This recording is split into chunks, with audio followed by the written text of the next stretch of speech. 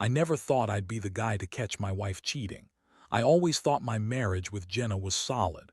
We had been together for 6 years, and while things had gotten a bit mundane, I figured that was just a phase. We had our routines, shared our laughs, and built a life together.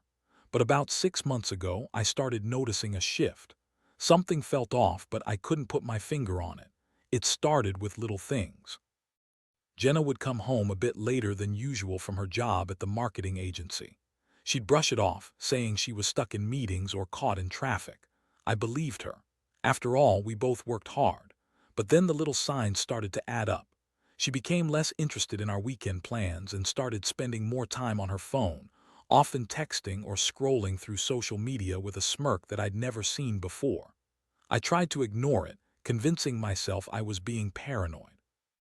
The real turning point came one Sunday afternoon. I was doing laundry, something I usually did while Jenna was out at her yoga class.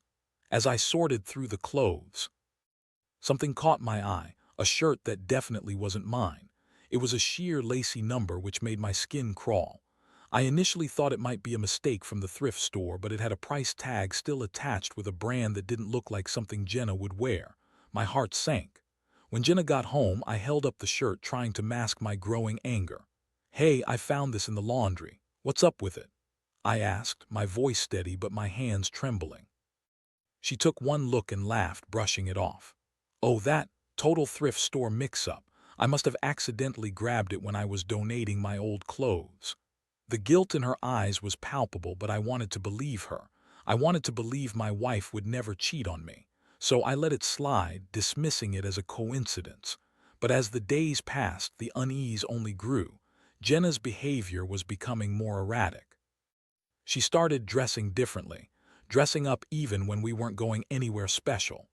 Once, I even caught her putting on a new perfume, something sweet and floral that I definitely hadn't smelled.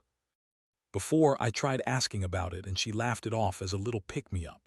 Then came the day I accidentally stumbled upon her phone while she was in the shower. I know, it's a breach of trust, but my gut was screaming. I couldn't help it. I opened it and it was like stepping into a nightmare. I found text messages flirty and, what's worse, explicit. "Can't wait to see you again, babe." One read. My heart dropped. I felt sick. I was living a lie. I knew I had to confront her. This time I couldn't just let it slide. I waited until she got out of the shower, and when she walked into the living room, I couldn't hold back. "Jenna, we need to talk," I said, my voice colder than I intended. Her eyes widened and the color drained from her face. "What about?" she asked, feigning ignorance, but I wasn't having it. "I found messages on your phone, Jenna. This isn't a thrift store mix-up, is it? Who the hell is Babe?" Her reaction was a whirlwind. At first she was defensive, saying it was just harmless flirting, that I was overreacting. She even tried to turn it on me, claiming I hadn't been emotionally available. I felt like I was in a surreal drama where I was the only one not in on the joke. As she tried to explain her way out of it, a part of me started to harden. This wasn't just about a shirt or a couple of flirty texts. This was betrayal. I didn't want to believe it, but deep down I felt it. The realization that the woman I loved was standing in front of me, and I didn't even know who she was anymore. With anger bubbling inside, I finally asked, "So what now? Are you going to just keep lying to me?" I needed to hear her admit it, but she wouldn't. The emotional impact was like a punch to the gut. I was angry, hurt, and confused all at once. I felt like my whole world was crashing down around me. I had given her my heart, and here I was, standing in the rubble of our life together. As I stood there, heart racing and emotions swirling, I knew I had a decision to make. I could feel the weight of betrayal pulling me down, but I wasn't ready to sink just yet. This was far from over. After that confrontation, a heavy silence fell over the house. Jenna tried to play it off as if it were nothing, but I could see the cracks beginning to form in her facade. She paced the living room, desperately trying to find the right words to smooth things over. I stood there, arms crossed, my heart pounding, struggling to process what had just happened. "Look, I know I've been distant," she finally said, her voice shaky. "But it doesn't mean anything. You know how it is with work, and you've been so busy too." I scoffed at her excuse. "Busy? Busy with what? Pretending everything's fine while you're texting some guy. You think I'm stupid?" That was when the truth hit me like a freight train. This wasn't just about infidelity. This was about the life we built together, the trust we had. I felt like a fool for not seeing the signs sooner. It was like I had been blind to everything she was doing behind my back. Jenna's eyes darted around the room, as if she were searching for an escape. I didn't mean for it to happen, it just happened. You know how it is when you feel unappreciated. That hit a nerve. The implication that I hadn't appreciated her was a slap in the face. You didn't mean for it to happen. I shot back, my voice rising. You had a choice every time you texted him, every time you met him. Don't put this on me. Her response was a mix of anger and desperation. I'm not putting it on you. She paused, her thoughts clearly racing. I just thought we had hit a rough patch. I didn't think it would go this far. Go this far, I echoed, incredulous. You think this is just a rough patch? This is betrayal, Jenna. You're sleeping with another man. Her face twisted into a mask of regret and exasperation, and for a fleeting moment I thought I saw genuine remorse. But then, as if a switch flipped, she became defensive again. You don't know what it's like. You don't see how hard it is for me to connect with you anymore. The emotional turmoil was overwhelming. Every accusation felt like a dagger, and the tears that threatened to spill were a mix of hurt and frustration. I had always prided myself on being the supportive husband, working late to provide, encouraging Jenna in her career. Yet here I was being told I was the problem in our marriage. I needed space. I needed to think. I can't do this right now, I said finally, my voice quieter, almost defeated. I need to get out of here. I grabbed my keys and headed for the door. Where are you going? She called after me, desperation lacing her tone, but I didn't respond. I needed to clear my head. The drive was a blur. I found myself at a nearby park, the familiar surroundings doing little to ease my turmoil. I parked the car and stared at the trees, the sun setting low in the sky. Everything felt surreal, as if I were watching my life unfold from a distance. This was not how I envisioned my life. As I sat there, replaying the confrontation over and over in my head, I felt a swell of emotions crashing over me. Anger, sadness, betrayal. I had trusted Jenna completely, and now that trust was shattered. I thought about the moments we had shared, the love we had built, and how easily it all felt like it was slipping through my fingers. But I couldn't just sit there, wallowing in my own misery. I needed a plan. I needed to know how to move forward. I began to think about what revenge might look like, not in a violent or malicious way, but in reclaiming my sense of self. I needed to show Jenna the gravity of her actions. By the time I headed home, my mind was racing with ideas, and though I was still reeling from the shock, I felt a slight shift. I wasn't going to be a victim in this situation. I was going to take control of my narrative, and Jenna would have to face the consequences of her choices. When I walked through the door, Jenna was pacing again, her expression a mix of worry and anger. "You just left me," she exclaimed. "You can't just walk away from this." "No, Jenna," I said, standing firm. "You can't just walk away from your choices either. This isn't over. I need time to think, and you need to face what you've done." As I retreated to the bedroom, I felt a surge of determination. I would find a way to make things right, even if it meant tearing everything down first. I had lost a part of myself, but I was ready to reclaim it. I wouldn't let this betrayal define me. And so the stage was set for what would come next. I would use the time apart to strategize my next move.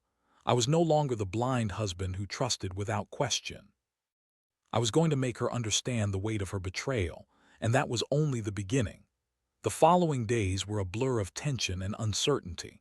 Jenna tried to act as if nothing had happened, but the air between us was thick with unresolved issues. I avoided her as much as I could, spending long hours at work and coming home late just to escape the discomfort of our shared space. Each time I saw her, I felt that familiar mix of anger and sorrow creeping back in. I started planning my next steps. Revenge was on my mind, and not in some over-the-top dramatic way. I wanted her to feel the weight of her actions, to understand that this wasn't just a fleeting mistake. I needed to gather evidence and lay bare the reality of what she had done. I became a shadow in my own home, moving quietly, observing her every action from the corners of my eye. One evening, while she was in the shower, I took the opportunity to sift through her things. I wasn't proud of it. I felt like a voyeur in my own home. but I had to know the extent of her betrayal. I rummaged through her purse and then her nightstand, my heart racing with each item I moved. I found little trinkets that were too lighthearted to belong to a cheating spouse. A ticket stub from a concert she had gone to with her friends and a lipstick shade that I had never seen before. But what I was really looking for was proof. I opened her computer, and to my surprise, it was unlocked. My heart raced as I clicked on her email. I found a thread between her and the man she was seeing. I felt my stomach drop. The emails were a mix of sweet nothings and explicit exchanges. They discussed meeting up for drinks, and she even referred to him as my escape. I was sickened. I copied the messages, not for the sake of revenge, but to prepare for the inevitable confrontation that would come. I couldn't let her twist the reality of the situation and make it seem like I was the villain. I had to be ready with the truth. With the evidence in hand, I started thinking about how to confront her again. I wanted to catch her off guard. I wanted to strip away the lies and see her squirm under the weight of her actions. But I also knew that I had to be careful.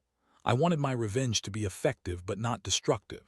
I didn't want to turn into the man who would destroy everything in a fit of rage. I wanted to show her that her choices had consequences.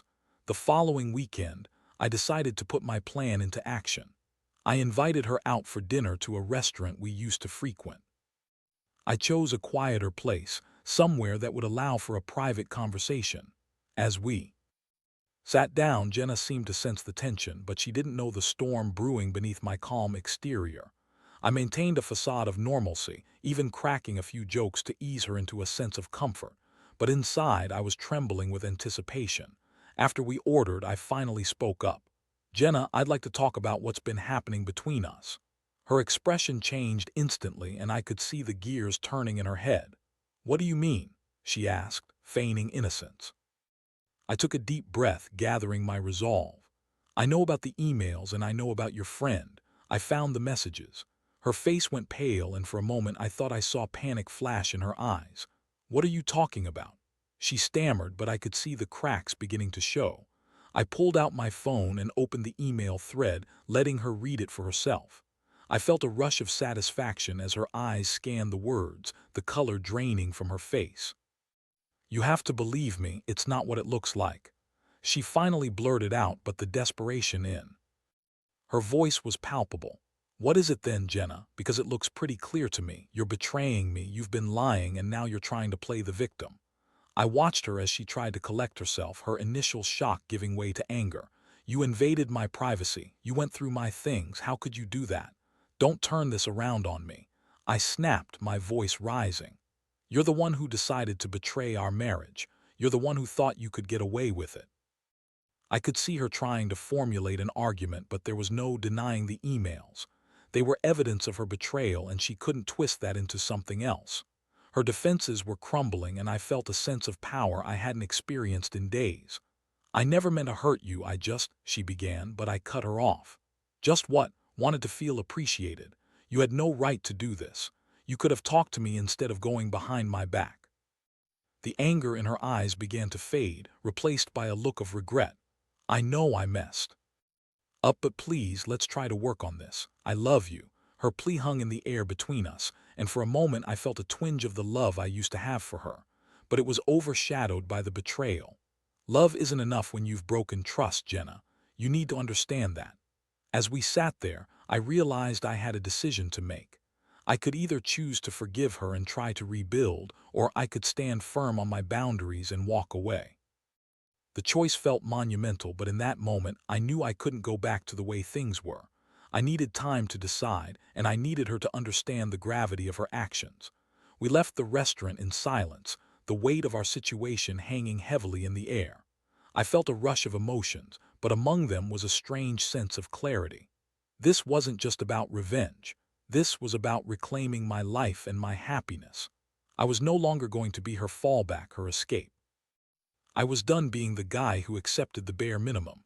As I drove home, I felt a resolve building within me. Whatever happened next, I was ready to face it head-on. I would take control of my life, and I wouldn't let her infidelity define me. It was time to make my choice. I spent the next few days in a haze of confusion and frustration.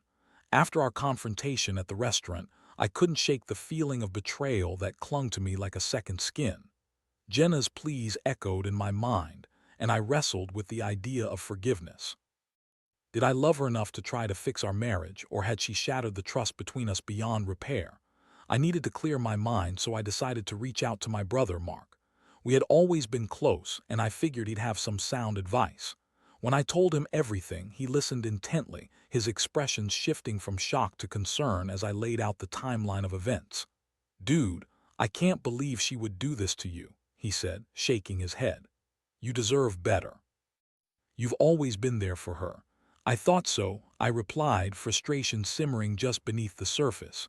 "But now I just feel like a fool, like I was a backup plan or something." Mark leaned back in his chair, contemplating. "You need to decide if you can really move past this. Forgiveness is one thing, but rebuilding trust takes time and effort from both sides. Are you willing to put in that effort?" I thought about it. The idea of forgiveness sounded noble, but the reality was daunting. Could I really look at Jenna the same way again? Could I trust her not to betray me a second time? The more I thought about it, the more I felt the weight of the decision I had to make. As the days passed, Jenna tried to reach out to me. She texted me frequently, each message filled with contrition and longing for reconciliation. I rarely replied, letting my silence speak volumes. I needed space, and I wanted her to feel the absence of my presence. I wanted her to understand what she had lost. Then came the moment I had been dreading. Jenna asked to meet again, this time in the park where we used to walk together. She promised to be honest and open, and while a part of me wanted to hear her out, another part of me was terrified of what she might say. What could she possibly say that would make any of this better? I arrived at the park, my emotions a swirl of anxiety and anger. Jenna was already there, seated on a bench, her eyes scanning the ground. As I approached, I felt a rush of memories flood back, our laughter, our sweet moments, everything that now felt tainted. "Hey," she said softly, her voice trembling. "Hey," I replied, trying to keep my tone neutral. She looked up at me, her eyes glistening with unshed tears. "I've been doing a lot of thinking," she began, her voice shaky. "I realize now how much I've hurt you. I was selfish and reckless. I don't expect you to forgive me right away, but I want to show you that I can change." I crossed my arms, trying to maintain my composure. "You say that now, but what's to stop you from doing it again? You had an entire affair. That's not just a mistake, that's a choice." "I know," she said, her voice breaking. "But I want to make things right. I want to go to couples therapy. I want us to work through this together." Her sincerity tugged at my heartstrings, but I was also acutely aware of the hurt she had caused. "And what if I say no? What if I don't want to work on this?" Jenna fell silent, her gaze dropping to her hands. I guess I can't force you to forgive me, but I need you to know how much I regret my actions. I never wanted to hurt you, I was just so lost." I took a deep breath, my heart racing. I wanted to believe her, but those words felt empty after everything I had seen. "You don't get to play the victim here, Jenna. You made your choices. You didn't just get lost, you sought someone else out. You thought about me when you were with him." She shook her head, tears spilling down her cheeks. "No, and that's what makes this so much worse. I was stupid and I messed up. I didn't think about the consequences, and I'm so sorry." Her anguish was palpable, and I felt my own resolve waver. I didn't want to see her hurt, but I also didn't want to sweep this under the rug. "I need to think about what you've said, but I can't promise anything right now." "I understand," she replied, her voice small. "I just want you to know that I love you and I'll do anything to earn your trust back." As we left the park, I felt a strange mix of emotions. I didn't want to be the bad guy, but I also couldn't ignore the reality of what she had done. I thought about her words and the sincerity in her voice, but I knew that forgiveness wouldn't come easy. In the following days, I found myself in a whirlwind of thoughts. I considered therapy, but I was also aware that it wouldn't fix the core issue, the betrayal. I needed to take my time and figure out what I really wanted.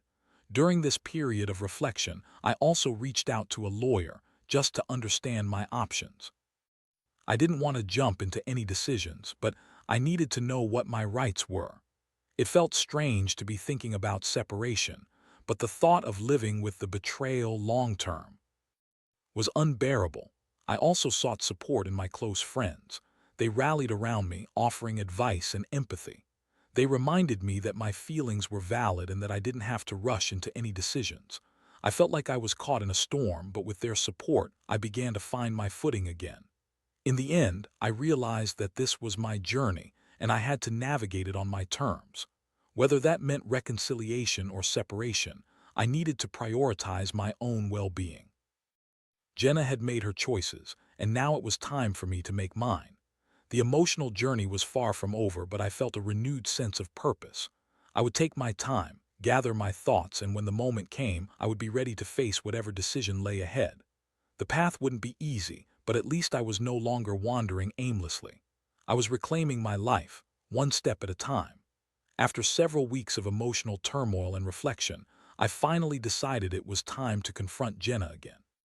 I knew the conversations we'd had previously were only scratching the surface, and I needed to dig deeper. I wanted clarity, not just for her sake, but for my own. I deserved to know whether she truly understood the gravity of her actions and whether she was genuinely committed to making amends. I invited her to a coffee shop that was halfway between our homes. It was a neutral ground, and I felt it would help to keep our emotions in check.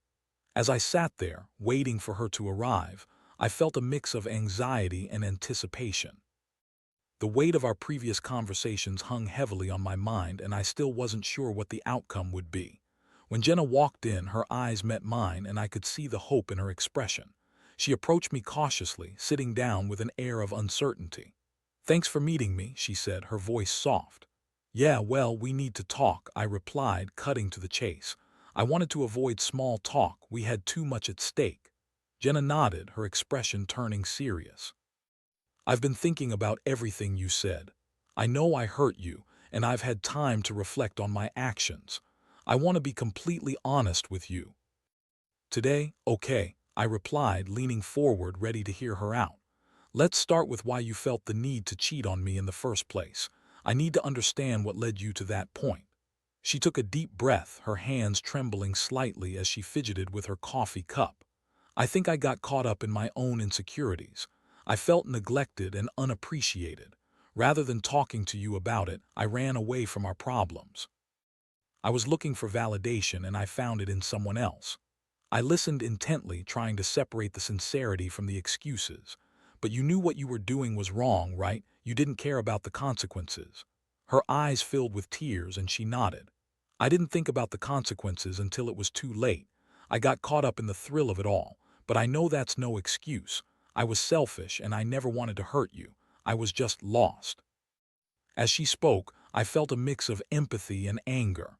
I wanted to give her the benefit of the doubt, but the hurt still lingered. "So, what changed? What makes you think you can just come back and we can fix this?" "I've been going to therapy," she admitted. "I realized that I need to confront my own issues. I want to work on myself, and part of that is understanding why I did what I did. I want to be better, not just for you, but for myself too." I studied her, weighing her words. "And what does that mean for us? Are you willing to cut all ties with him? Are you truly committed to rebuilding our marriage?" "Yes," she replied firmly. "I've already cut off contact. I want to focus on us and what we can rebuild together. I know it's going to take time, and I'm willing to do whatever it takes." I felt a flicker of hope, but I wasn't ready to dive in just yet. "It's going to take more than just words, Jenna. I need you to show me that you're serious about this. I can't just forget what you did." "I understand," she said earnestly. "I'm ready to put in the work. I want to earn back your trust. And I know it's not going to be easy. I'll be patient. I just need you to give me a chance." I sighed, the weight of the decision heavy on my shoulders. "I can't promise anything right now, but I'm willing to think about it. I need to see consistent actions that align with your words." "Thank you," she said, relief washing over her face. "I'll do everything I can to show you I mean it." As we finished our coffees, I felt a slight shift in the dynamics. There was still so much work to be done, but the conversation felt like a step in the right direction. I wasn't ready to forgive her completely, but I could see the glimmer of hope that perhaps, just perhaps, we might be able to find our way back to each other. After we parted, I took a long walk home, reflecting on the conversation. I didn't want to get my hopes up too high, but I also felt a flicker of curiosity about the journey ahead. I'd committed myself to a path of healing, and it felt right to explore the possibility of rebuilding. However, reality quickly set in. Even though she seemed sincere, I had to protect myself. I started documenting everything. I kept a journal of my thoughts, feelings, and any interactions we had. I wanted to ensure I had a record of our journey, no matter the outcome. In the days that followed, Jenna made a concerted effort to show me her commitment. She planned surprise date nights, left sweet notes around the house, and continued going to therapy. I could see the small changes, but part of me remained guarded. I had to remind myself that trust was built through consistent actions over time.